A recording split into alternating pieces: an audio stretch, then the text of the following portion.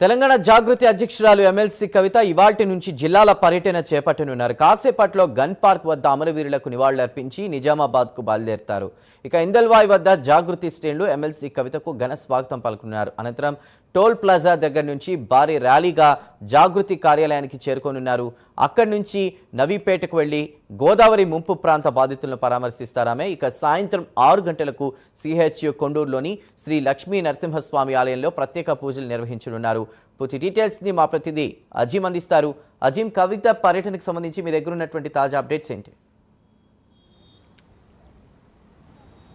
తెలంగాణ జాగృతి అధ్యక్షురాలు కవిత ఏదైతే జనం బాట పట్టారో ఈ రోజు నుంచి కూడా ఆమె కార్యక్రమం అంతా కూడా ప్రారంభంగా ఉంది. అయితే 4 నెలల పాటు కూడా ఏదైతే ఈ జనం బాట కార్యక్రమం కంటిన్యూ అవుతుంది. ఫిబ్రవరిలో ఏదైతే ఈ జనం బాట కార్యక్రమానికి ఏదైతే ముగిస్తారో అయితే ఈ 4 నెలల పాటు కూడా కవిత ఇటు దక్షిణ తెలంగాణ, ఉత్తర తెలంగాణలో ఒక్కొక్క జిల్లాలో ఒక్కోసారి పర్యటిస్తుంటారు. ఒక 2 రోజులు ఇటు పర్యటిస్తే మళ్ళీ హైదరాబాద్ చేరుకుని ఇటు నుంచి దక్షిణ తెలంగాణకు ఇలా కవిత పర్యటన ఉంటుంది. అయితే కవిత పర్యటన ప్రధాన ఉద్దేశం ఏంటంటే ఏదైతే జనంలో ఉన్నటువంటి ఫీలింగ్స్ తెలుసుకోవడం, అంటే జనంలో ఉన్నటువంటి అంశాలను తెలుసుకోవాలి, జనంలో ఎలాంటి అభిప్రాయాలు ఉంది, ఇటు ప్రభుత్వం పైన కావచ్చు, ప్రతిపక్షం పైన కావచ్చు, అలాగే కవిత పార్టీ పెడితే ఎలా ఉండబోతుంది, దీనికి సంబంధించిన అంశాలపై ఆయా జిల్లాల్లో ఉన్నటువంటి మేధావులతో, వివిధ సంఘాలతో, బీసీ సంఘాలు కావచ్చు, అలాగే SC, ST సంబంధించిన సంఘాలు కావచ్చు, మైనార్టీ సంఘాలతో కావచ్చు, అన్ని వర్గాల ప్రజలను కూడా కలుసుకుంటూ అక్కడ ఉన్నటువంటి మేధావులతో అలాగే ఉద్యమకారులతో కూడా ఏదైతే ఇంటరాక్ట్ అవుతూ ఉంటారో అక్కడ ఉన్నటువంటి సమస్యలు తెలుసుకుంటుంటారు. ప్రస్తుతం ఉన్నటువంటి ప్రభుత్వం, గత ప్రభుత్వం చేసినటువంటి అభివృద్ధి కార్యక్రమాలు, చేయాల్సినటువంటి పనులు ఏంటి, ఒకవేళ తెలంగాణ జాగృతిగా రాజకీయ పార్టీని ఆరంభిస్తే ఎలా ఉండబోతుంది, ఇలాంటి అనేక అంశాలను వారిని అడిగి తెలుసుకునే ప్రయత్నం చేస్తారు. అయితే ఈ రోజు కొద్దిసేపట్లో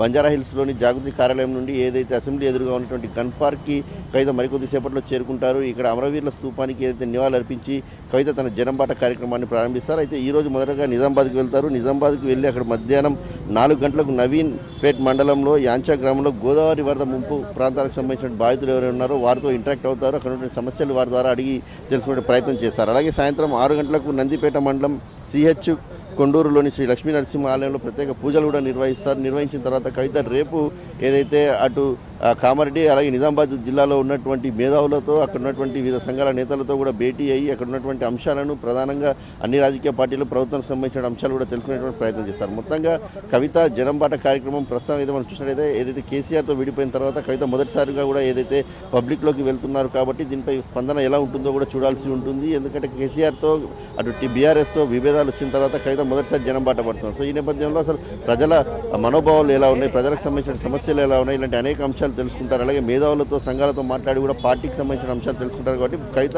ఈ 4 నెలలు పర్యటించిన తర్వాత తన భవిష్యత్తు కార్యాచరణపై ఒక నిర్ణయం తీసుకునేటువంటి అవకాశం ఉంటుంది. Chandu. Right Azeem, thank you for the updates.